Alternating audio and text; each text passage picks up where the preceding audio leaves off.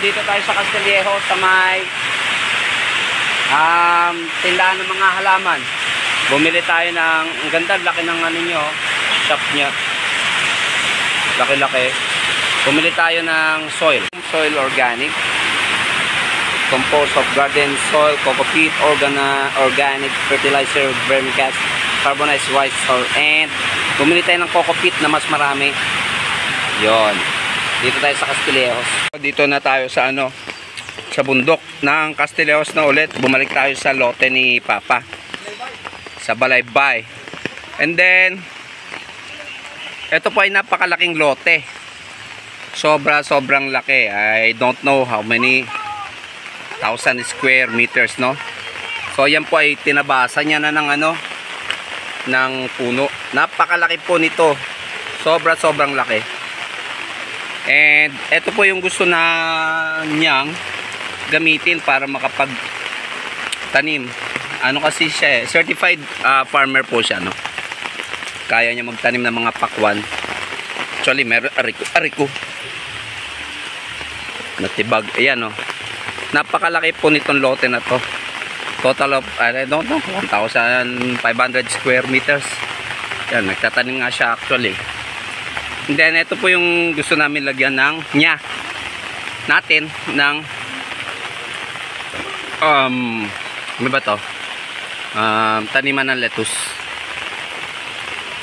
Yan po, nagawa na namin, and then bumili ako ng isang scrap na container ng tubig. Scrap po to, pero gawa po ito, ha.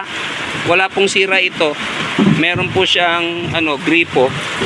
So lalagyan niya ng tubig, and then ito na yung nagawa natin kanina.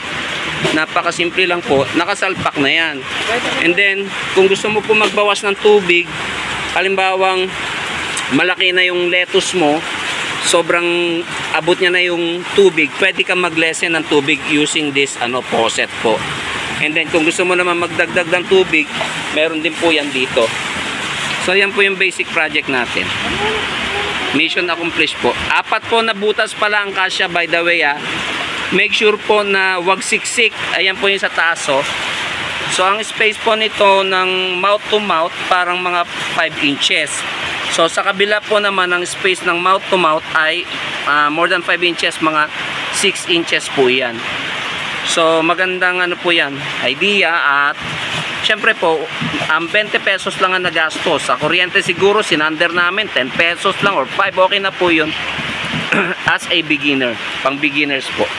One more thing, kung gusto niyo pong mas madali, kuha po kayo ng bote ng Coke or Royal and Sprite, and then putulin nyo. And then ito po yung cup noodles, ipasok nyo. Ayan na po, perfect po yan. Yan, sakto yan, may clamp yan. Okay, so yan po. Kung gusto nyo mag-start talaga, meron po kayong mga ganitong noodles na cup. Balitaan nyo po ako kung meron po kayong naipon or napupulot. Tulungan nyo po ako, dadaanan ko po sa inyo minsan, pick upin ko po cup noodles. Huwag na natin sabihin yung brand, baka may sponsoran pa tayo.